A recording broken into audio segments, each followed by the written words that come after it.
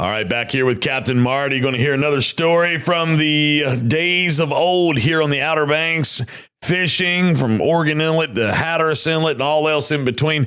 Cap, I got a question for you. I really want to hear some more stories of like when you first showed up here on the Outer Banks fishing. Can you give me some of those? You got anyone in particular right now that's jumping out at you? Well, I actually got more than we can do in one segment. So Okay. this will be page one. Page one. But okay. I am going to tell you about coming up from Ponce Inlet, Florida, right there at Daytona Beach, where I grew up with a headboat fleet. And when I was 17 years old, I came to the Outer Banks looking for a job. And I'm going to tell you what, there's some dues to be paid. But many times since then, I've shared with a lot of people that want to be a mate what you have to go through. And I'll tell you more about that when I come back. Teachers Lair Marina in Hatteras Village is the closest spot on the Outer Banks to the Gulf Stream. Just inside Hatteras Inlet, Teachers Lair is fully loaded with bait, tackle, ice, snacks, and drinks for your fun-filled day out on the water. Want to get rigged up to catch the big one? Lee and the gang in the tackle shop can outfit you to catch whatever is eager to get hooked. To see the marina, the tackle shop, or to book a charter,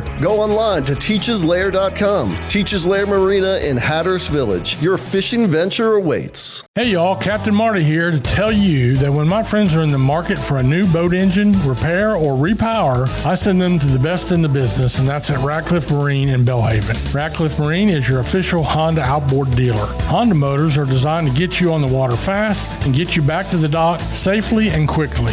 Ratcliffe Marine is best known as the largest repower center in North Carolina. So when you're in the market for a new motor or you need your Honda service, go to Ratcliffe Marine, 865 Highway 264, Belhaven. So the year I graduated from high school, which was 1975, lived in a coastal community right there at the south end of Daytona Beach, at the old south turn of the old beach road course that NASCAR started with, at the foot of the second tallest lighthouse on the East Coast. So I had that turn and the beach a block to the east, that lighthouse a block to the south, and a full fleet, several marinas with mostly headboats to the west over there on the Intercoastal Waterway. Okay. On the Indian River, Halifax River.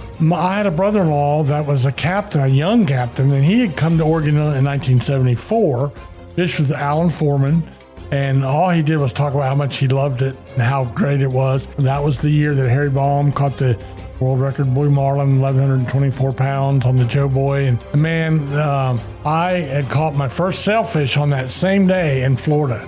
And I called him to say, I'm so proud I caught a sailfish. And he's like, well, I don't want to rain on your parade, but Harry Baum just caught a 1,124 pound blue marlin up here at Oregon Inlet. So from that, he came back that summer. He only stayed 1 year. He came back down there because he had started a business. And anyway, he said, you got to go. And I was set to go to college. I was already enrolled. So he taught me how to rig baits. He taught me how to do everything that I wouldn't know how to do fishing on a headboat where you cut.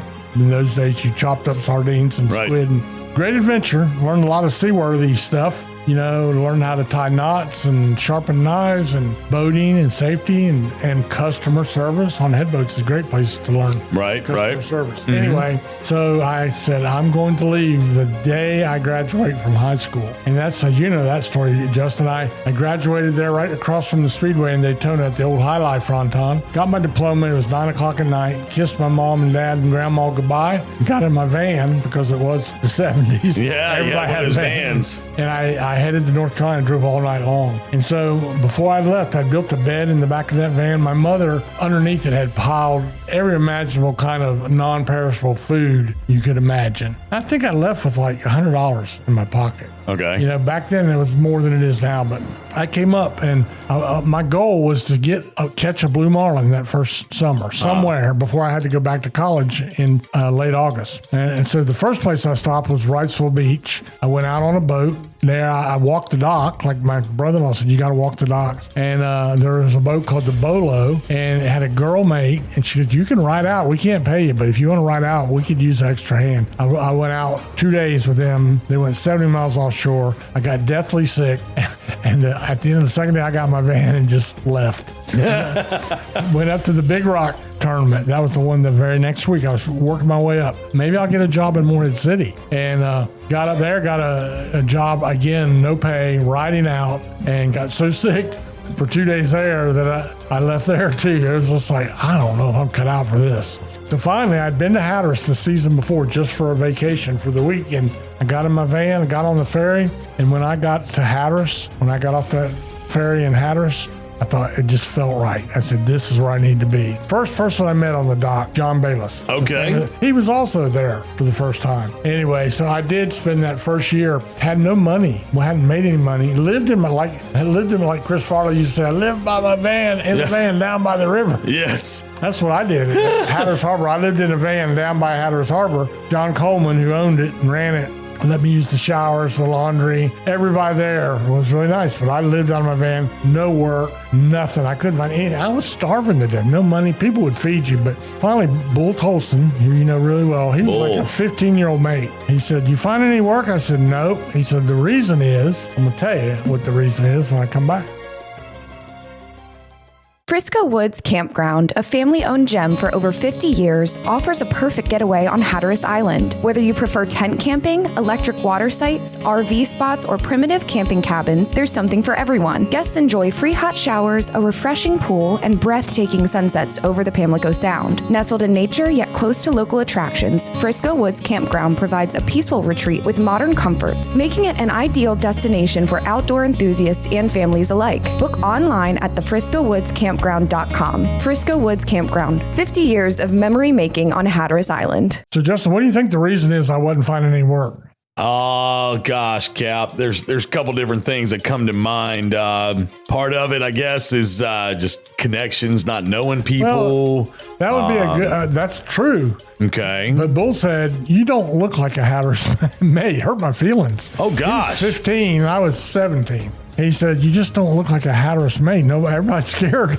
You look like, they called me the double knit gator, the Florida gator, double knit. Because I had double knits. Double knit, this before your time. Yes. So he walked me across the street to Fishing Stuff, which is a big tackle shop over there. He bought me a pair of Sperry topsiders, a pair of khaki shorts, a couple of Fishing Stuff t-shirts, and a pair of fishing pliers to wear on my hip. And he said, if you get to make any money, you can pay me back. Otherwise, don't worry about it. I put all that stuff, and the very next day, wearing that stuff, I got a job on a boat. And okay. That's how my summer went, that first summer. There was a lot of locals that were empty nesters. Their kids had gone off to college, and there I was away from home for the first time. And I would, on a Sunday, I'd go over to a family's house and eat. I'd go to church with people if I wasn't fishing. Everybody tried to steer me any kind of where I'd paint, I'd mow yards, I'd do well. When you talk about paying your dues, I paid my dues. And I'd sit on that dock at Odin's Dock. It was one place when I didn't have a job, but listen to Dudley Burris and all the Foster family, and they'd sit around every evening drinking their Rolling Rock beer. And the things I learned, the good things, I'm talking about life and fishing, and I said, I love these people. And I spent that whole first summer there, and I didn't. At the very end of the summer, I found a job on a boat, and I made out okay on it.